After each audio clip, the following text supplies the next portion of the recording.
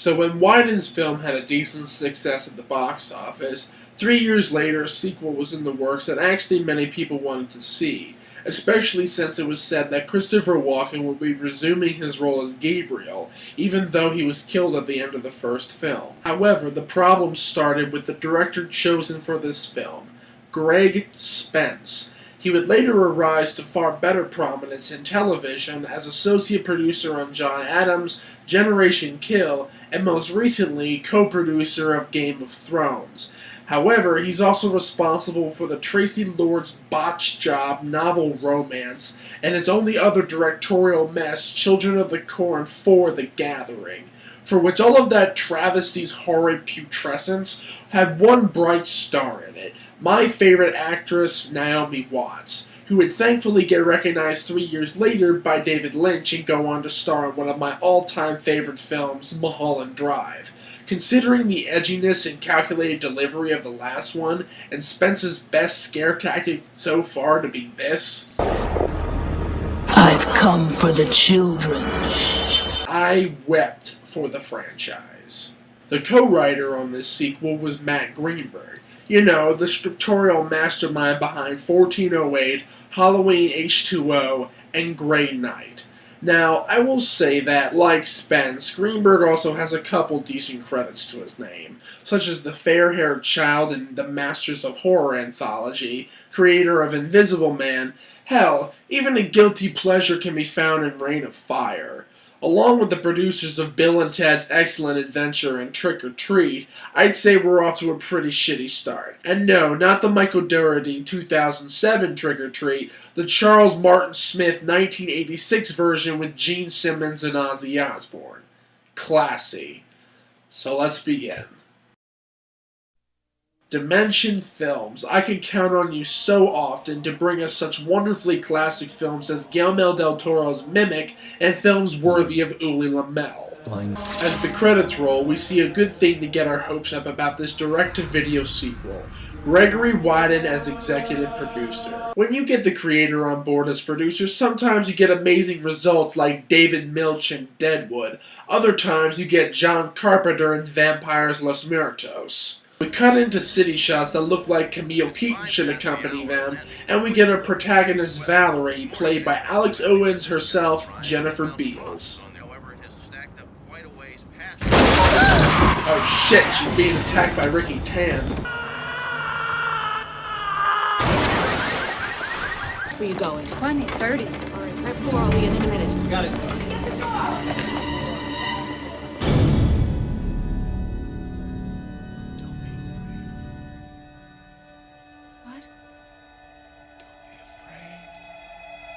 Be afraid. Be very afraid. Damn it, we're gonna see Brandon McDonald trying to shoot Meatloaf in the head. We enter the middle of a frenzy as Thomas, supposedly from the opening credits in the last film, is going nuts. Thomas? Thomas, if you don't open this door, we're gonna eat everything and we're gonna leave nothing for you. Thomas? He's coming, William. If I wanted to watch Bruce Abbott, I'll watch Reanimator. Keep him away from my Elias Koteas roles. Then, knowing not to hold off on a good thing for too long, we get a reacquaintance to the angel Gabriel in two ways that really piss me off. It's time for you to go, Gabriel. This is not my war, and hell isn't big enough for both of us. That is not Viggo Mortensen. You do not have a Lucifer character in a Prophecy franchise without Viggo Mortensen. And second, this completely negates the conversation that both characters have at the end of the first film. Lucifer claims the war as his own, calling it a war of arrogance and the sin of pride, and then claims Gabriel as his spoils, even paying homage to Gaga's puke film while he does it. Why would he go through all of the trouble of dragging Gabriel off with him if he's just releasing him a few years later? As they give us an epileptic flash of stock images from the first film, Walken is back in the picture.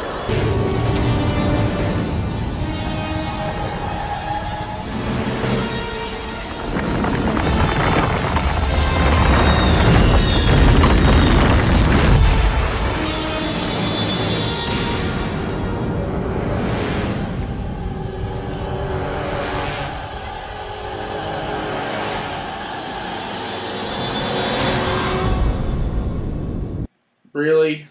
That's his opening? In the first one, he was given an uneasy grace that suggested he was the antagonist, but didn't actually prove that fact until a little later on. This one has him embered and charred, crawling out of hell. Smooth. We then get back to Stefan posing as Thomas when we get what should have been Walken's intro. So you found me. So? Who is she? Ironic, isn't it? An archangel needs a monkey to get a vision from God.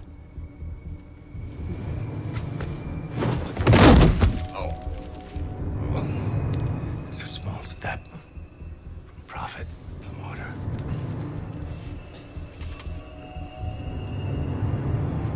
Can you take it? Okay, that was pretty cool. We then get back to Valerie walking alongside her victim from earlier, Daniel, trying an idle conversation until they're making the beast with 2 bags. Less quality, more smut. At least the sequel knows what it is. We get an orgasm flash edit that should belong in Bible Black, to Daniel doing his best Cloudandus impression. Soon after, Daniel gets attacked and in proper fashion of the first film, proceeds to imitate Lloyd Christmas fantasies. Do you have to try to imitate Rutger Hauer in Blade Runner? You'll never top him. And because 10 minutes without Walken is near death for this film, he's already there in the next cut. Don't walk away!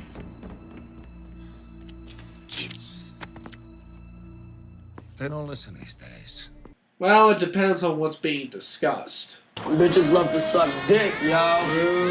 Valerie wakes up the next morning a little sick, and after a tirade in Spanish, it is confirmed that she is pregnant and advanced, too. We next get Walken doing his best Mark Lewis as he spies on Brittany Murphy and Danny Siegel from Mad Men doing their own send-up to J.G. Ballard's Crash.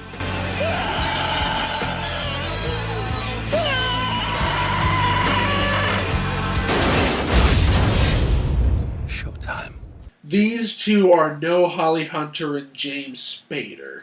We get exposition dialogue from Valerie and Steve Heitner reprising his role from the last film, as well as a recap of everything we learned in the first prophecy at the monastery with Padre Martok here. The only real new bit of information that we could get from this scene is that this is the same monastery pictured on the cover of the Eagles album Hotel California.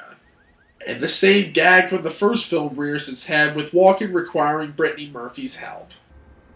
You're keeping me alive because you don't know DOS? Nana? Something you want to witness. Why is it that all angels in this series have to imitate L from Death Note? You see, if I were to sit normally, my deductive skills would immediately be reduced by roughly 40%. What's going on here? It's not personal. It's business. I'm sure Don Corleone will appreciate that line drop. It's what I do best. And we get Automatic Drive Christine as Walken and Murphy try to stop Beals from making The Grudge 2. Valerie. She wakes up inside the set from End of Days, apparently, while Daniel tries to channel Tony Kushner.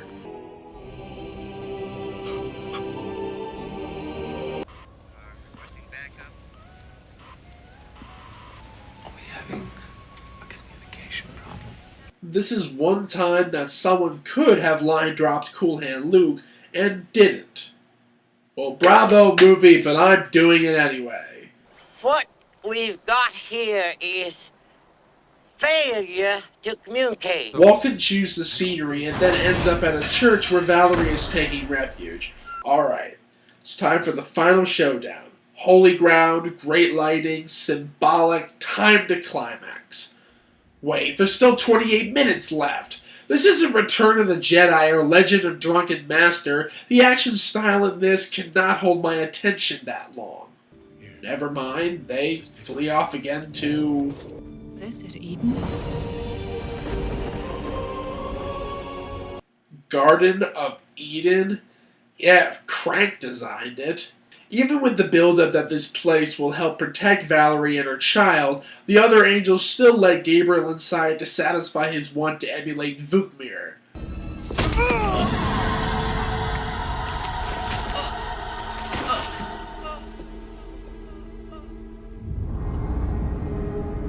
Daniel is killed. Okay.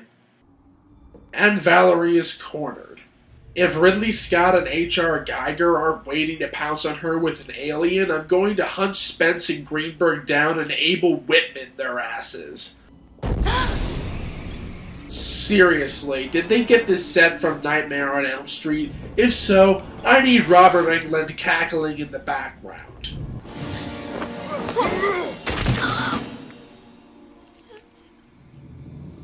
Say hello to Julian for you. You have no idea what you're in for. Wait a minute. In the first one, Adam Goldberg's character wasn't put down until he was shot in the head. The same happens with Amanda Plummer.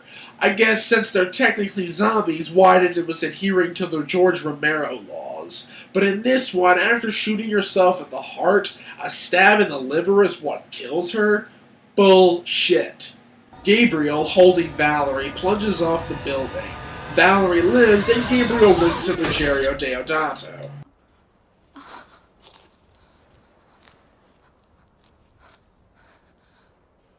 The mouse. Goodbye, Gabriel. So that's the Prophecy 2 Ashtown, ending with a shot of Walken as a homeless man and the clouds giving us a Cameron-style nudge in the ribs that if you marginally like this movie, we're going to keep going. And basically, it wasn't a horrible movie, but it wasn't great. The plot is definitely trying to mirror the first. You have something Walken wants, and the Temple of Doom was gaining popularity on home video. Walken was fun in his signature role. Murphy played the despondent zombie just as well as Goldberg or Plummer. The mood was taut when it really needed to be, and there were some pretty decent effects. However, the cliches that the original prided itself on bypassing, we constantly get here. The original was creepy in its location very subtly, whereas here, every scene is played for the shadows and the gloomy.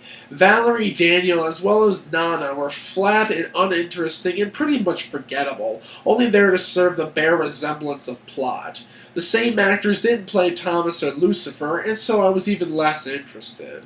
And the last thing, why the hell was this movie given the subtitle Ashtown? It never is on any of the boxes of the film, and I've only found that added bit on Rotten Tomatoes. So where does it come from, and what exactly is it referencing?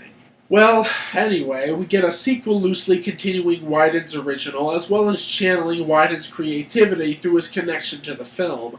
However, it's not something that was at all apparent in the series' third installment that was released in 2000, The Prophecy 3: The Ascent. And trust me, this is where everyone knew that this series needed to be Max Wren celebrating the new flesh.